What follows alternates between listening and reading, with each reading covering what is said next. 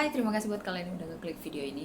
Di video kali ini aku akan membahas sebuah kasus kriminal yang terjadi di kota Soham, Cambridgeshire. Tepatnya ini masuk di wilayah Inggris, di mana ada dua orang gadis yang berusia 10 tahun dinyatakan hilang oleh polisi setempat, dan pada saat ditemukan, kedua gadis ini sudah dalam keadaan tewas mengenaskan dengan kondisi seluruh badan terbakar hangus.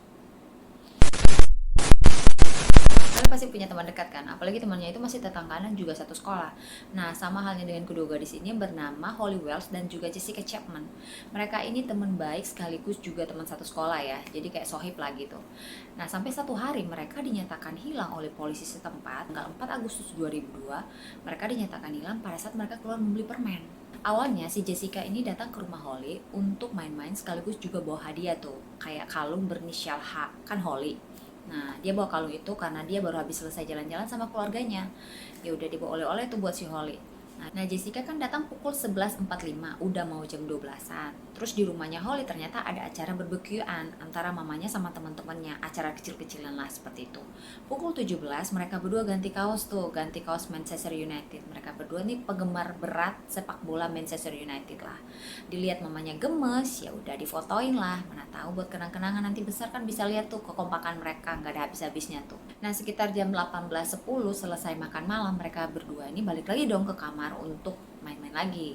Nah, sekitar 18.15 mereka keluar rumah ternyata mau beli permen sama cemilan. Tapi kali ini nggak izin sama orang tuanya. Dipikir mungkin mamanya Holly lagi asik ngobrol sama teman-temannya. Kemudian ya mereka mikir kan cuma tokonya dekat, ya habis pergi langsung pulang gitu kan. Tapi yang bikin kaget, mamanya Holly ini yang bernama Nicole Well ini baru sadar anak-anaknya ini nggak ada di rumah sekitar pukul jam 8 malam. Pas mamanya masuk kamar, rencananya mau panggil mereka tuh supaya sapa tuh para tamu yang udah pada mau pulang. Om tantenya udah pada mau pulang tuh. Pas dilihat ternyata mereka berdua nggak di kamar. Ya udah, dipikir mamanya ini masih positif lah, namanya ibu-ibu lah ya. Mungkin mereka keluar bentar, keluar beli permen atau beli cemilan. Tapi setelah ditunggu sampai jam 8.30, anehnya mereka berdua nggak balik-balik. Ya udah, mamanya pun udah mulai khawatir lah. Udah dipanggil lah papanya Holly yang bernama Kevin, biar bareng-bareng cari di seputaran komplek dulu. Bener aja, mereka malam itu akhirnya keliling komplek dong carinya. Bukan hanya di sekitar keliling komplek, tapi setiap ada tetangga yang mungkin berpapasan sama mereka, mereka tuh sempat tanya, lihat Holly nggak, lihat Holly nggak. Tapi karena keterangan dari beberapa tetangga juga nggak dapat kabar kalau keberadaan Holly sama Jessie, ya udah tambah khawatir lah orang tua gitu kan. Orang tua mana sih yang nggak khawatir? Nah, di sini kan bukan cuma anak dia yang hilang, tapi juga anak orang. Ya, mamanya Holly pun akhirnya hubungi papa mamanya Jessie lah, kasih kabar kalau anaknya nggak ada. Kemudian malam itu kedua keluarga ini berkumpul sama-sama nyari itu seputaran komplek lagi tuh, sampai benar-benar pastiin kalau mereka itu nggak ada di situ. Dan kemudian masuk tuh ke area-area yang lebih luas.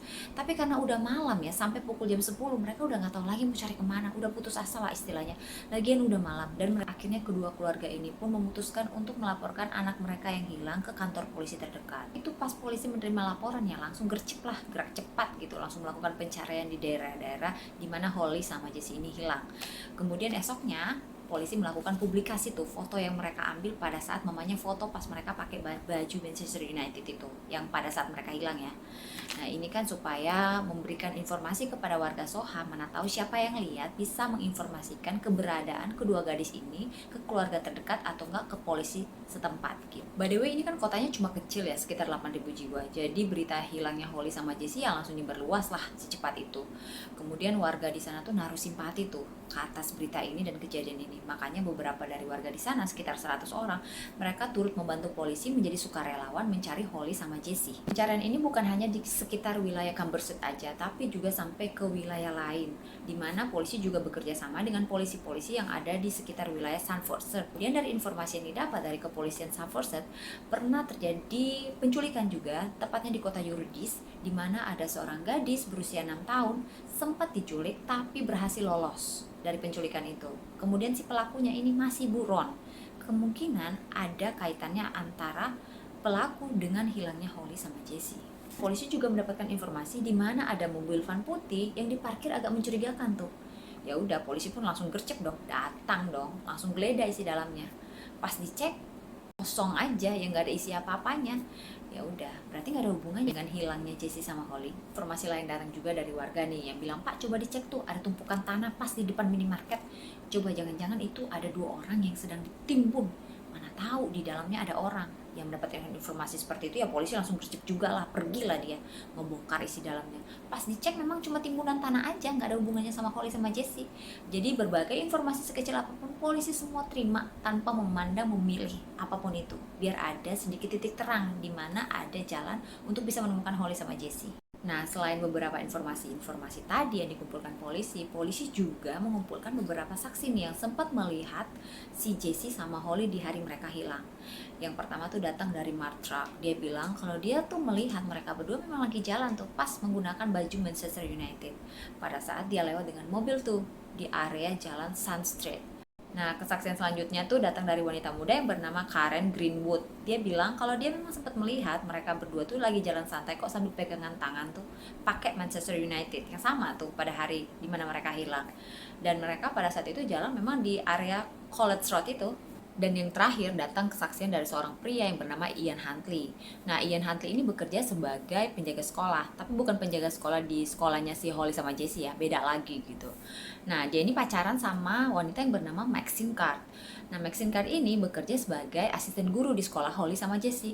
Ya otomatis kenal lah sama Holly sama Jesse. Menurut pengakuan si Ian, kalau hari itu dia sempet kok ngobrol sama mereka berdua, tapi cuma sekedar basa-basi hello gitu, pas di depan rumahnya si Ian sih. Kemudian abis itu mereka lanjut tuh ke arah College Road, di mana arah ini menuju ke minimarket terdekat. Selanjutnya kata si Ian dia udah nggak tahu lagi mereka kemana. Si Maxim juga ikut membenarkan pengakuan si Ian yang mengatakan kalau hari itu memang mereka sempat lewat tapi nggak ketemu sama si Maxim karena si Maxim posisinya di dalam rumah, jadi tahu informasi mereka lewat itu dari si Ian. Dari informasi kesaksian-kesaksian tadi, polisi juga mengambil satu-satunya rekaman CCTV yang menunjukkan keberadaan mereka berdua. Nah, dari rekaman inilah terlihat jelas bahwa posisi mereka terakhir tuh ada di sekitar Sport Center dengan menggunakan baju Manchester United. Pada tanggal 15 Agustus, berarti sudah sekitar 11 hari hilangnya Holly sama Jesse ya. Nah, si Ian sama Maxim ini diundanglah di salah satu stasiun TV di acara berita bernama Sky News. Nah, dalam wawancara ini si Ian bilang kalau dia tuh sempat berpapasan, say hello doang, dan selanjutnya dia nggak tahu lagi anak-anak ini ke arah mana. Nah, selanjutnya juga Maxim mengungkapkan hal yang sama. Dia bilang, oh iya, karena posisinya di dalam rumah dia nggak tahu tuh kalau mereka sempat lewat. Jadi informasi mereka lewat itu taunya dari si Ian. Tapi menjelang percakapan terakhir, si reporter agak mencurigakan sama tingkah laku dan juga pernyataan dari si Maxim yang seakan-akan dia tahu tentang kejadian sebenarnya yang terjadi sama si Holly sama si Jesse. Makanya dari informasi inilah kru televisi melaporkan kejadian ini ke kepolisian. Nah, keesokan harinya tanggal 16 Agustus, polisi melakukan pemanggilan ulang tuh terhadap Ian sama Maxim. Nah, di sini polisi melakukan interogasi ulang terkait dengan kecurigaan wawancara kemarin. Saat Ian dan Maxim masih diinterogasi, polisi juga menerima beberapa telepon dari warga Grimsby yang mengatakan mereka kenal banget sama si Ian ini, yang sering melakukan pelecehan dan pemerkosaan terhadap gadis-gadis di bawah umur. Makanya mereka nggak percaya tuh pas wawancara kemarin yang Ian mengatakan kalau dia cuma sekedar say hello sama Holly sama Jesse di depan rumah. Jangan-jangan hilangnya Holly sama Jesse ada keterkaitan dengan si Ian. Mendapat informasi inilah akhirnya polisi melanjutkan penyelidikan latar belakangnya si Ian. Ternyata si Ian ini pernah tinggal di kota Grimsby sebelum akhirnya pindah ke kota Soham. Dan di kota Grimsby ini dia sering melakukan pelecehan dan pemerkosaan terhadap gadis-gadis di bawah umur. Pada tahun 1995, Ian ini telah melakukan pemerkosaan dan pelecehan terhadap gadis-gadis di bawah umur, tapi mereka ini nggak punya bukti melaporkan si Ian ini bahwa telah melakukan pelecehan terhadap mereka. Nah, Ian selalu beralasan katanya mereka melakukannya ini atas dasar suka sama suka. Sampai ada beberapa gadis di antara yang dia lakukan pelecehan ini hamil dan si Ian gak mau tanggung jawab. Gila gak nih orang? Tahun 1996 dia melakukan pencurian tuh ke tetangganya sendiri. Tapi karena kurang bukti akhirnya dia juga dilepaskan. Tahun 1997 dia melakukan pelecehan seksual terhadap gadis yang masih umur 11 tahun. Kemudian tahun 1998 dia juga melakukan tuh sekali lagi pelecehan seksual dan pemerkosaan terhadap gadis yang masih di bawah umur, dan kali ini dia sempat ditahan selama seminggu. Tapi karena kurangnya bukti sekali lagi dia ternyata bebas dari jerat hukum. Hebat nih orang, bisa berkeliaran sampai bener-bener polisi tuh gak bisa nangkap padahal udah banyak korbannya. Nah, info lainnya ternyata si Ian ini pernah menikah sama wanita yang bernama Clary Evans. Cuma baru selang seminggu pernikahan, si Ian ini sering melakukan KDRT atau kekerasan dalam rumah tangga. Dan di sini istrinya sampai yang bener-bener nggak kuat lagi ngadapin temperamentalnya si Ian. Soalnya istrinya sempat keguguran tuh karena si Ian yang ringan tangan dan sering melakukan KDRT. Ya udah, akhirnya istrinya minta cerai dan setelah cerai dari Ian, istrinya menikah lagi dengan adiknya Ian yang bernama Wayne. Dan akhirnya polisi tahu nih, antara Ian sama Maxim ini seakan-akan lagi menutup-nutupi sesuatu yang ada hubungannya sama Holly sama Jesse. Soalnya si Maxim ini berbohong kepada polisi yang mengatakan kalau hari itu dia ada di kota Soham tuh, di rumahnya. Tapi setelah polisi mengecek riwayat teleponnya dia, hari itu ternyata si Maxim itu nggak ada di Soham, tapi melainkan di kota Grimsby, tepatnya di rumah orang tuanya tuh. Dan kalau dari Soham ke Grimsby kurang lebih 170 km lah jauhnya. Dengan bukti-bukti lain yang mendukung nih, antaranya ada foto-foto Maxim tuh yang sama teman-temannya di hari hilangnya Holly sama Jesse, mereka ini sedang minum-minum. Jadi memang besar kemungkinan si Maxim ini nggak di Soham tapi di Grimsby. Selain bukti kebohongan Maxim tadi, polisi juga pernah tuh curiga sama Ian yang di awal-awal pencarian Holly sama Jesse tuh, dia sempat bertanya tuh ke salah satu rekan polisi yang bilang, Pak, DNA itu berapa lama ya bisa bertahan dalam tubuh manusia? Maaf, ini kan kasusnya belum tahu apa, tiba-tiba dia udah seakan-akan mempertanyakan hal yang gak ada sangkut pautnya gitu kan. Nah, kecurigaan ini masih awal. Setelah diinterogasi kurang lebih 7 jam, si Ian sama Maxi masih diizinkan pulang sama polisi. Ya karena di sini kan memang gak ada bukti kuat ya untuk bisa menahan mereka. Selang sehari Ian dan Maxim diinterogasi, besokannya, tepatnya tanggal 17 Agustus 2002, akhirnya polisi melakukan penggeledahan menyeluruh tuh, mulai dari tempat kerjanya si Ian dulu. Dari investigasi ini, akhirnya polisi menemukan tuh kaos, pakaian dalam, celana training, dan juga sepatu yang dipakai Holly sama Jesse pada saat mereka menghilang.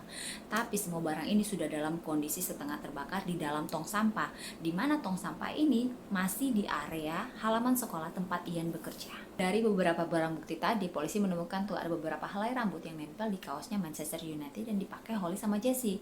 Dan setelah dicocokkan, ternyata rambut itu miliknya si Ian. Kemudian ada juga sidik jari yang nempel di tong sampah. Dan setelah diselidiki lebih lanjut oleh tim forensik, sidik jari itu cocok dengan si Ian. Di hari yang sama, di tempat yang berbeda, polisi akhirnya juga menemukan mayatnya Holly sama Jesse yang ditemukan kurang lebih 45 km dari kota Soham tuh, tepatnya di dekat selokan Pangkalan Udara. Pada saat ditemukan, mayat mereka ini dalam kondisi hangus dan terbakar. Kemudian polisi langsung menyerahkan ke tim forensik untuk melakukan penyelidikan lebih lanjut. Tapi dari tim forensik nggak bisa menentukan apa penyebab kematian dari kedua gadis ini. Soalnya kondisi kedua dari gadis ini sudah sangat mengenaskan dan hancur tanpa bisa diidentifikasi gimana cara mereka meninggal. Orang tua mana sih yang nggak shock melihat anaknya yang nggak ada sakit, nggak ada apa-apa, tiba-tiba pulang sudah dalam keadaan tewas mengenaskan. Aku yakin pastilah orang tuanya sangat berduka di hari itu. Dari beberapa barang bukti tadi, akhirnya polisi juga melanjutkan tuh penggeledahan ke rumahnya Ian. Dan benar aja di rumah Ian ini polisi udah mulai curiga, soalnya rumahnya tuh kayak habis dibersihkan gitu, jadi kayak bersih banget sampai spray gorden semuanya diganti. Kemungkinan si Ian ini mau menghilangkan barang bukti, tetapi polisi nggak sampai di situ aja. Polisi tuh akhirnya menemukan serat kaos yang mirip sama Holly sama Jesse ini nyangkut di penyedot debu pembersih lantai miliknya si Ian. Karena bukti-bukti kuat tadi sudah terkumpul, di hari itu juga Ian dan Maxim ditangkap dengan dakwaan atas penculikan dan pembunuhan.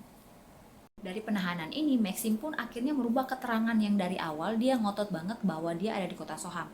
Kemudian dia bilang sama polisi kalau sebenarnya dia tuh ada di kota Grimsby. Jadi hari itu dia tuh nggak tahu apa-apa soal Holly sama Jesse sedang mampir atau enggak. Tapi dia mendapatkan cerita dari si Ian, katanya mereka itu sempat mampir karena si Holly ini mimisan. Makanya disuruh kedua anak ini masuk ke dalam rumah supaya Ian bisa membantu untuk menghentikan mimisannya si Holly. Tapi kan dari keterangan kedua orang tuanya Holly, si Holly ini nggak punya riwayat mimisan sama sekali. Dari sidang pertama, si Ian ini sudah memperlihatkan gelagat yang agak dramatis begitu. Dia sedikit membuat drama seakan-akan dia ini punya gangguan mental. Jadi dia tuh waktu di persidangan sedikit mengeluarkan air liur, terus dia kayak bengong-bengong, pas ditanya diinterogasi kayak linglung, terus kayak nggak fokus. Maka dari itu polisi pun akhirnya memindahkan dari sel tahanan ke rumah sakit jiwa. Tapi dari evaluasi di rumah sakit jiwa, dokter kejiwaan bilang ini nggak ada hubungannya tuh sama gangguan jiwa, memang dianya yang sadar, cuma dia pura-pura gila. Si Ian ini pakai drama ala-ala gangguan mental supaya dia ini mendapatkan keringanan hukuman. Pada tanggal 5 November 2003, jaksa Richard Latham mengatakan atau menggambarkan kematian Holly sama Jesse itu, ya memang mereka hari itu lewat di depan rumah Ian. Kemungkinan karena mereka kenal sama si Maxim Card, maka si Ian ini kemungkinan menyuruh mereka untuk mampir atau untuk singgah ke rumahnya. Disinilah mereka dibunuh, walaupun penyebab atau kematian mereka ini tidak dapat dipastikan. Tapi kemungkinan mereka ini sempat dilecehkan sebelum akhirnya mereka dibuang dan dibakar di dekat pangkalan udara. Tanggal 1 Desember, Sian ini akhirnya merubah pernyataannya yang menurut dia pada pengakuan hari itu sebenarnya mereka ini bukan hanya sekedar lewat tapi juga mampir di rumahnya. Jadi ini ceritanya versinya Ian ya. Kalau hari itu Holly katanya mimisan, terus dia nawarin bantuan tuh untuk menghentikan mimisannya si Holly. Makanya diajaklah Holly sama Jesse masuk ke rumah. Nah, di dalam toilet atau di kamar mandi, si Holly ini jatuh lah ke bathtub. Nggak ngerti gue kenapa bisa jatuh. Pokoknya pas dia jatuh, si Jesse pun ikut teriak-teriak, mungkin panik ngelihat si Holly jatuh. Ya udah, si Ian karena nggak mau suara Jesse sampai kedengaran tetangga, makanya ditutuplah mulutnya si Jesse biar nggak kedengaran suaranya keluar. Kedua gadis ini nggak bernapas, ya makanya tewaslah di tempat. Ini aku rasa kalau setan lewat aja nyengir nih. Tobat lu Ian. Mana ada orang mimisan keluarnya udah jadi mayat. Ada-ada aja kelakuan laki. Dan akhirnya pada tanggal 17 Desember 2003, Ian pun dinyatakan bersalah atas pembunuhan Holly dan Jesse dan hakim menjatuhkan hukuman 40 tahun penjara. Sedangkan Maxim dikenakan 3,5 tahun penjara dikarenakan memberikan keterangan palsu kepada polisi. Dan juga Maxim ini diganti identitasnya. Takutnya kalau di Inggris sana nanti jadi bulan-bulanan masyarakat di sana. Bukan hanya itu, tepat April 2004, rumah Ian dibongkar habis oleh kepolisian. Bagaimana menurut kalian kisah ini? Kayak sadis aja gitu, soalnya kan si Holly sama Jesse ini sehat-sehat gitu, tiba-tiba ditemukan dalam kondisi mengenaskan. Ya orang tua mana sih yang gak sok ngeliat anaknya begitu. Pelajaran juga buat kita, kemana-mana tuh harus hati-hati walaupun ke depan atau ke minimarket terdekat. Terima kasih buat kalian yang udah nonton video aku, mudah-mudahan kalian suka. Dan buat kalian yang udah mampir, terima kasih juga. Jangan lupa like, comment, and subscribe. Sampai jumpa di next video. Bye.